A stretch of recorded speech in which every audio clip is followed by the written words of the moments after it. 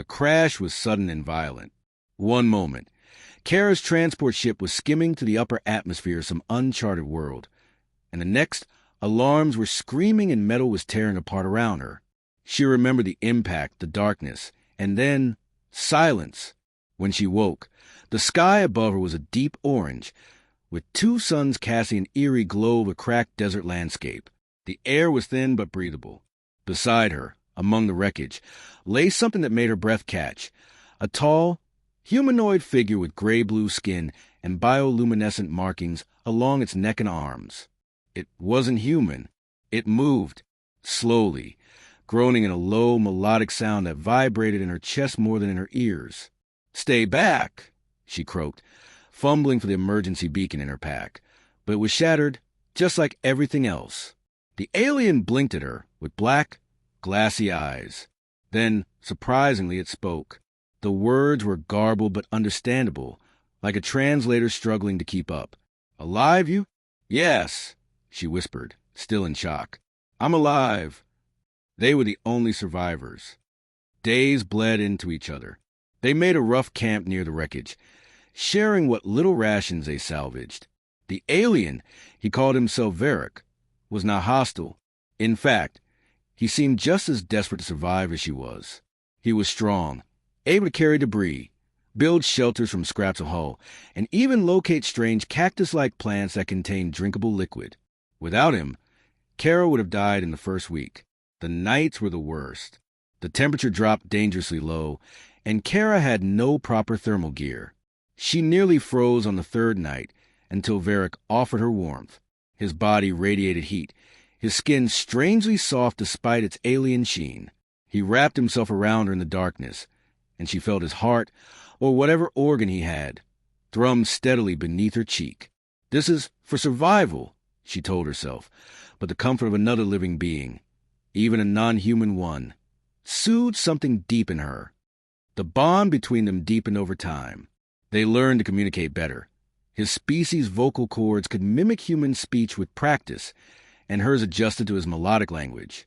He was intelligent, curious, and surprisingly gentle. When a storm of glass-like sand ripped through their camp, he shielded her with his body, taking cuts and bruises so she wouldn't have to. When she wept one night, mourning the home she might never see again, he held her silently until she slept. Weeks became months.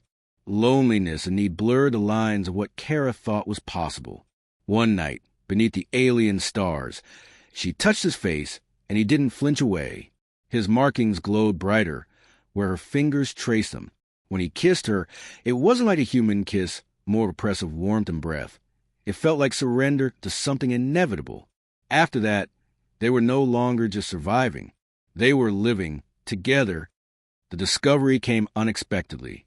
She had been feeling weak, nauseous, and dizzy for days. At first, she blamed the strange food and the stress. Then she realized her cycle hadn't come in months.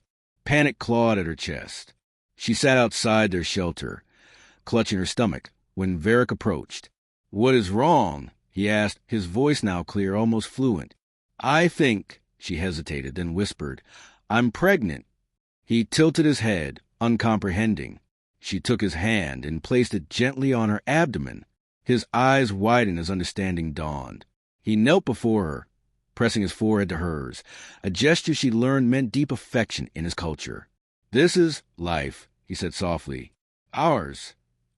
Pregnancy on a harsh, alien world was far from easy.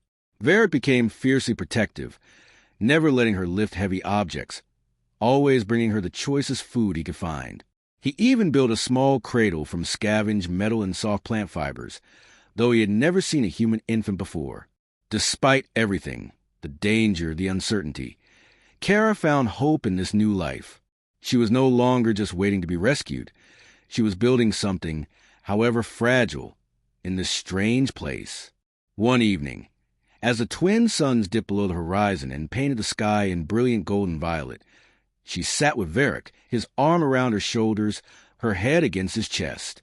"Do you think we'll ever be found?" she asked quietly. He paused. "Perhaps. Perhaps not." He looked down at her belly, then at her. "But I have found you." And somehow, in that moment, it was enough.